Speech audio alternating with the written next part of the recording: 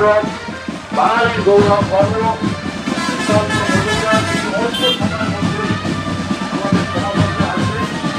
আগে পৌঁছে যাবে।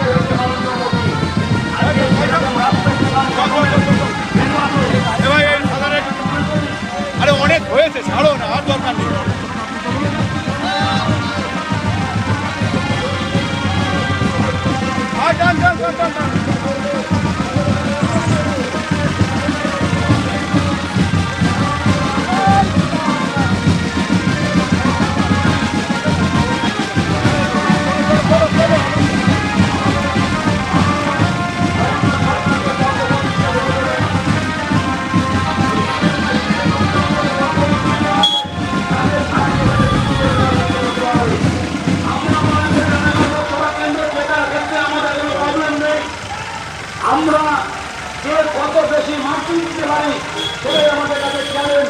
এবং ভারতবর্ষে শুধু নয়, পশ্চিমবঙ্গে যত যুব সংসদ আছেন তাদের মধ্যে আমাদের পাশ থেকে আমরা বেশি বলে এই ভূমিকা নিয়ে আমরা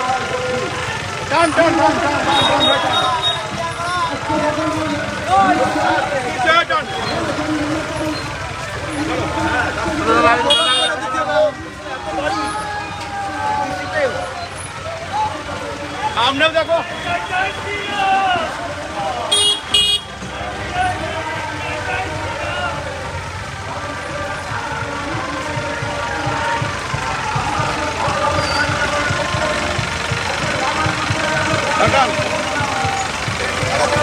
চলো চলো চলো চলো চলো চলো চলো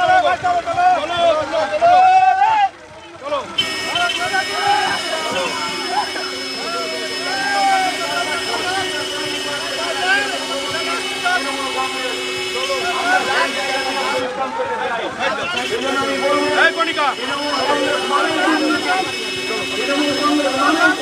চলো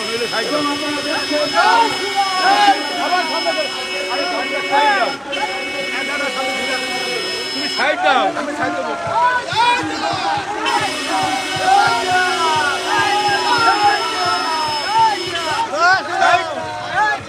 তোমরাই তো আটকাচ্ছ।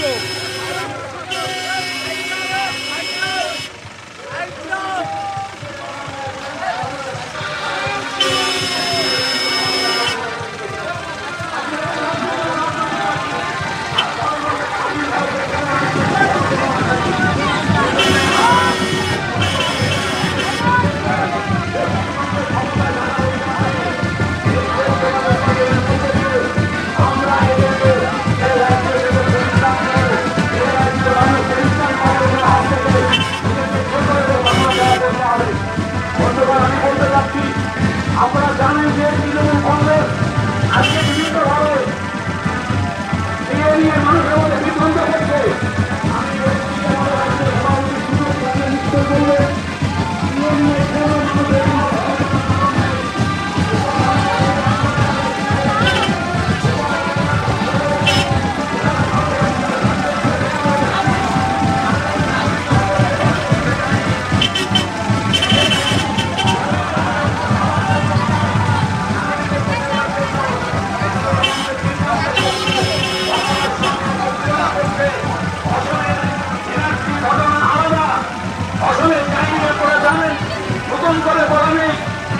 কমিউনিকেশন যে কার্য করা হয়েছিল সেখানে সেই সময় দাঁড়িয়ে আসুক এবং হচ্ছে প্রধানমন্ত্রী রাজীব গান্ধীর সঙ্গে চুক্তি হয়েছিল, সেই চুক্তির ফল ছিল সেই চুক্তির মধ্যে দিয়ে সেখানে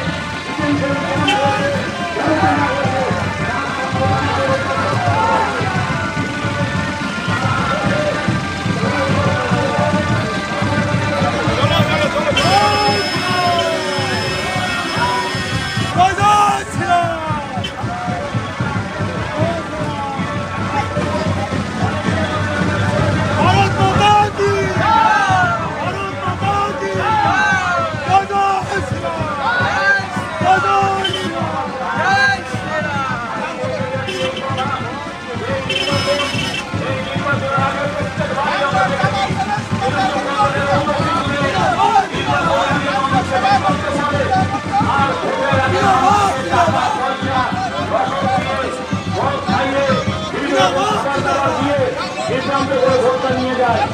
আমি ভোটের সময় মাত্র ভোটের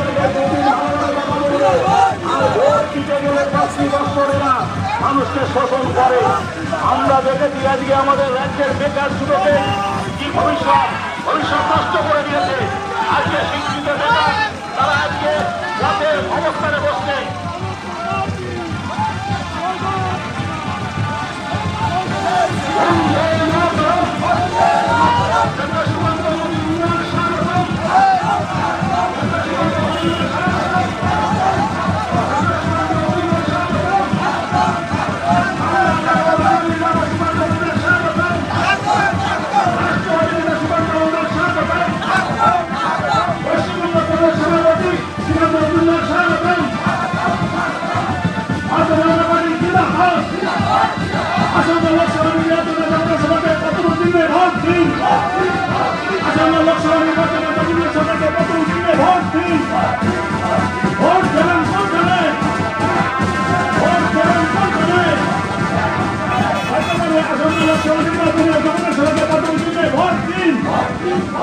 রাষ্ট্রবাদী নেতা সুকান্ত মজুমদার স্বাগতম। রাষ্ট্রবাদী নেতা সুকান্ত মজুমদার স্বাগতম। আমার আবার গর্বের নেতা সুকান্ত মজুমদার স্বাগতম। বাঙালির গর্বের নেতা সুকান্ত মজুমদার স্বাগতম। বাঙালির গর্ব সুকান্ত মজুমদার স্বাগতম। রাষ্ট্রবাদী নেতা ডক্টর সুকান্ত মজুমদার স্বাগতম। রাষ্ট্রবাদী নেতা ডক্টর সুকান্ত মজুমদার স্বাগতম।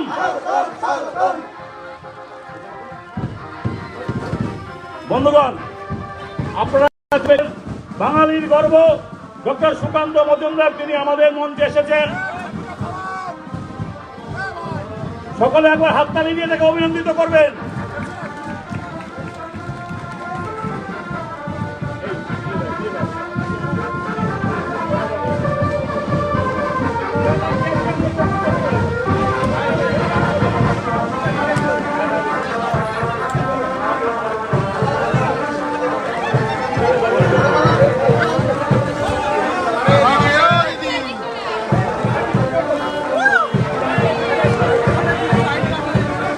বন্ধুগণ, এই প্রাকৃতিক দুর্যোগ সত্ত্বেও আমাদের প্রিয় নেতা ডক্টর সুকান্ত মজুমদার তিনি এসছেন আমাদের মধ্যে।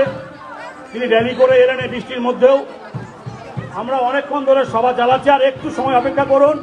এখন আপনাদের সামনে আমাদের প্রিয় নেতা, রাষ্ট্রবাদী নেতা, বাঙালির গর্ব, আমাদের সকলের গর্ব ডক্টর সুকান্ত মজুমদার তিনি আপনাদের সামনে বক্তব্য রাখবেন।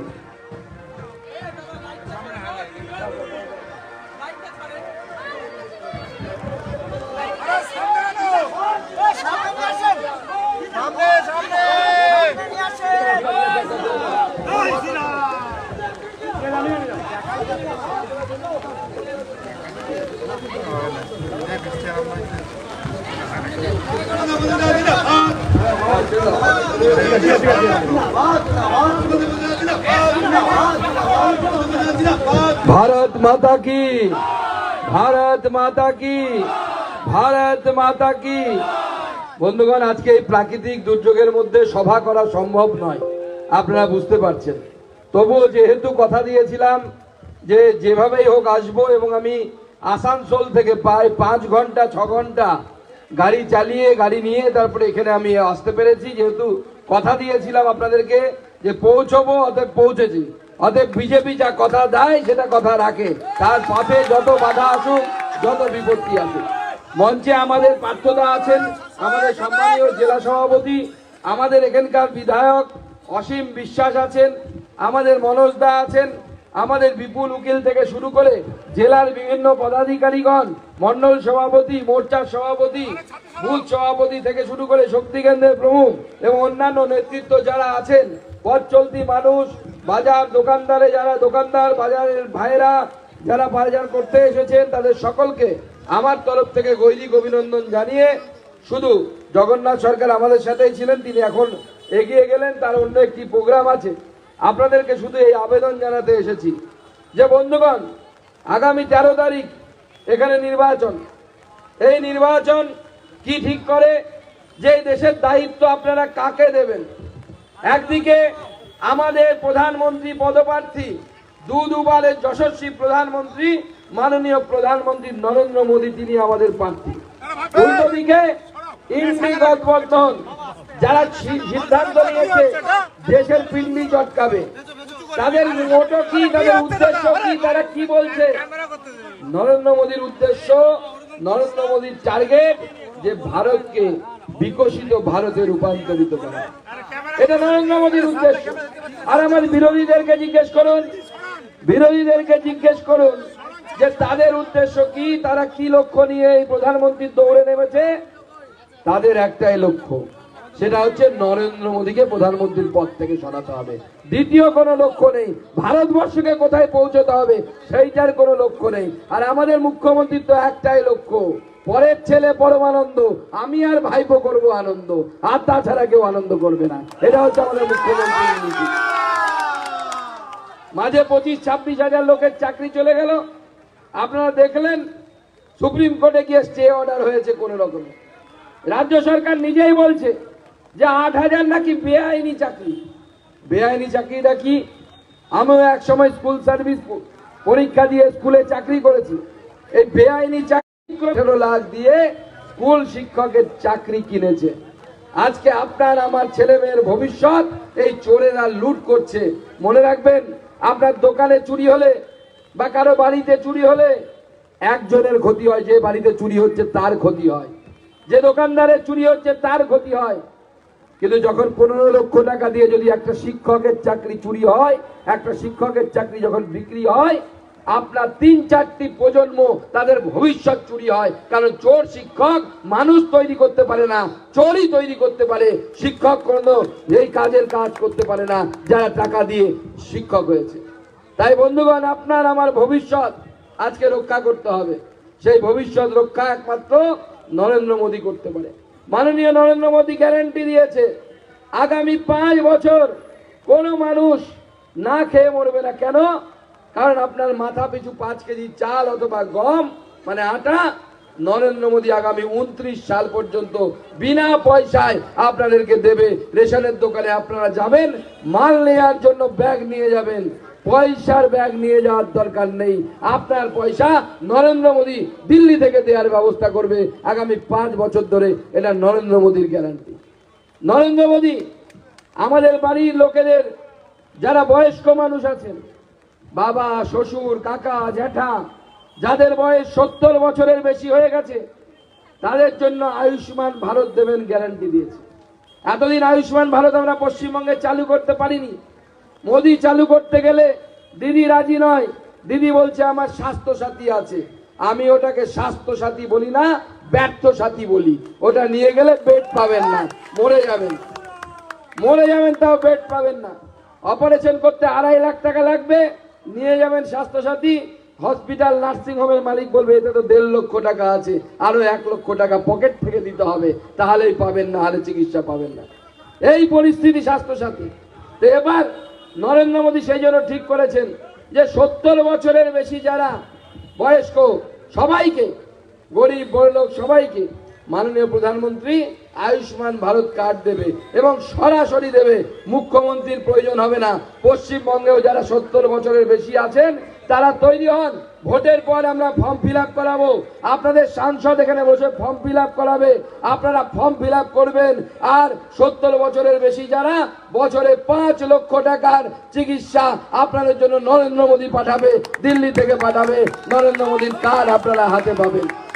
সেই কার্ড নিয়ে আপনি কলকাতার হসপিটালে যান, চেন্নাইয়ে যান, দেবী শেঠির হসপিটালে যান, যেখানে ইচ্ছে সেখানে যান। ভারতবর্ষের যত বিখ্যাত হসপিটাল আছে, আপনাদের বাড়ির বাবা কাকা, আমাদের বাড়িতে যারা বয়স্ক মানুষ আছে, তাদের সকলের জন্য নরেন্দ্র মোদী আয়ুষ্মান ভারতের ব্যবস্থা করেছে। তাই বন্ধুগণ, এই দেশকে সঠিক হাতে রাখতে হবে। আমাদের নরেন্দ্র মোদীর কোনো সংসার নেই, তার ভাই ভাতিজা নেই। আজকে যদি এখনই আমি এই মঞ্চ থেকে প্রশ্ন করি মমতা ব্যানার্জির ভাইপোর নাম কি, সবাই এক ডাকে বলে দেবে অভিষেক ব্যানার্জি। মমতা ব্যানার্জি 12-13 বছর মুখ্যমন্ত্রী আছেন, নরেন্দ্র মোদী 12 বছর মুখ্যমন্ত্রী ছিলেন, 10 বছর প্রধানমন্ত্রী ছিলেন, বা এখনো আছেন বলা ভালো, 22 বছর হয়ে গেছে। আমি এই মঞ্চ থেকে আপনাদেরকে জিজ্ঞেস করছি, দম থাকলে প্রধানমন্ত্রীর ভাইপোর নাম বলুন। আমরা কেউ জানি না। আপনারা তো দূর কথা, আমি রাজ্য সভাপতি হয়ে প্রধানমন্ত্রীর ভাইপোর নাম জানি না। তার কারণ প্রধানমন্ত্রী শুধু নিজের বাড়িটাকে নিজের পরিবার মনে করে না, গোটা ভারতবর্ষের 140 কোটি মানুষকে তার নিজের পরিবার মনে করে। পুরোটাই নরেন্দ্র মোদীর পরিবার, সে নরেন্দ্র মোদীর ভাই ভাতিজাবাদ নেই। নরেন্দ্র মোদী যা করে দেশের জন্য করে, আর যেটা বলে সেটা করে। কাশ্মীরকে আমরা ঠান্ডা করে দিয়েছি, আমরা কাশ্মীর থেকে 370 ধারা বাতিল করে দিয়েছি। 500 বছর পর অযোধ্যায় রাম মন্দির তৈরি হয়েছে। অনেক মানুষের তাতে দুঃখ আছে, আমরা জানি। তৃণমূলের প্রধানকে, মুখ্যমন্ত্রীকে আমরা রাম মন্দিরের উদ্বোধনে দেখেছিলাম, মুখ্যমন্ত্রী বলছেন আমি যাব না। আর কিছুদিন আগে রেড রোডে ঈদের নামাজ হয়ে গেল, সেখানে মুখ্যমন্ত্রী গিয়ে বড় বড় মুখ করে বলছেন আমি তো প্রতি বছরই ঈদের নামাজে আসি, কোনোবারই মিস করি না। হ্যাঁ দিদি, আপনি ঈদের নামাজে যান, কোনো আপত্তি নেই, কিন্তু রাম মন্দিরে আপনার যাওয়ার আপত্তি কি সেইটা বোঝান, তাহলে পরে আমি বুঝে যাব যে আপনি কোন পথে আছেন। আপনি এই পশ্চিমবঙ্গকে বাংলাদেশ তৈরির যে চক্রান্ত করছেন, আমরা সেটা হতে দেব না। শেষ রক্তবিন্দু পর্যন্ত লড়াই করব, আর লড়াই করে এই ডক্টর শ্যামাপ্রসাদের তৈরি এই বাংলাকে আমরা নাগরিকত্ব দেব।